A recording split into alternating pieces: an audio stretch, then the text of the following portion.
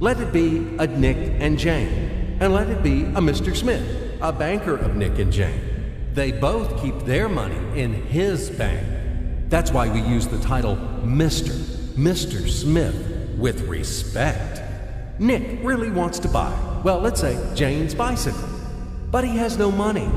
More precisely, he has money, but not enough, only $10, while Jane wants $100 for her precious bicycle.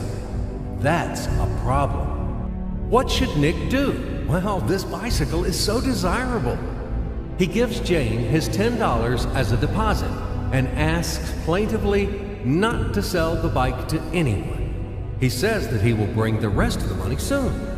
At the same time, he runs to his bank, to the respected Mr. Smith, to get a loan for the missing $90. As ill luck, Mr. Smith has no money at this moment, but he knows perfectly about $10, which Nick gave to Jane. And where will Jane bring his money to? That's right. She will put these $10 in her lovely bank to the same Mr. Smith. Therefore, Mr. Smith asks Nick to come back tomorrow in the hope that tomorrow he will get these $10.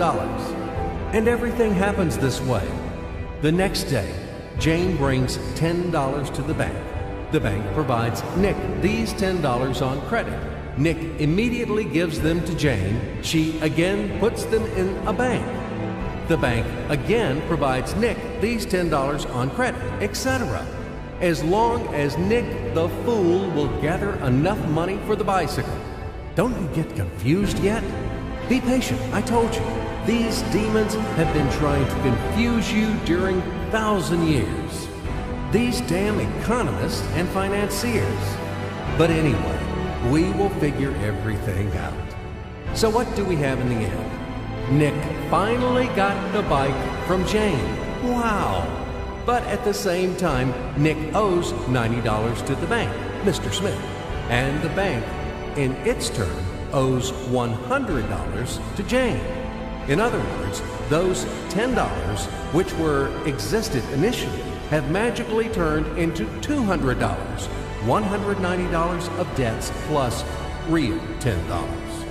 But these $10 would also turn into $1,000, even in a million or a billion, if Nick would make a more expensive purchase. In this case, our $10 would make the increasing number of its cycles, circuits from hands to hands. That's it. So, what happens in today's world? SOS! It appears that banks also make money out of thin air and multiply them. Not only Fed can produce money, but banks either. In short, everybody can do this, except you and me. We are not in the business at this celebration of life. I would like to print or draw some money as well.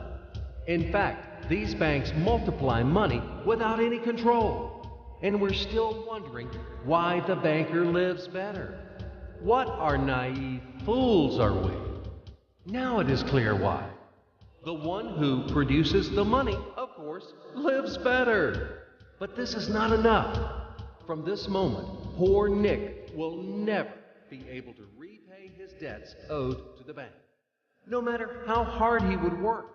Silly Nick doesn't know it yet, that he's in slavery to the bank, in credit bondage forever, because those $90, which he owes to Mr. Smith, do not exist in nature at all. Sly Mr. Smith made his money out of nothing. He created them out of thin air, just one click. And $10 turned into $200. Yes, but you can object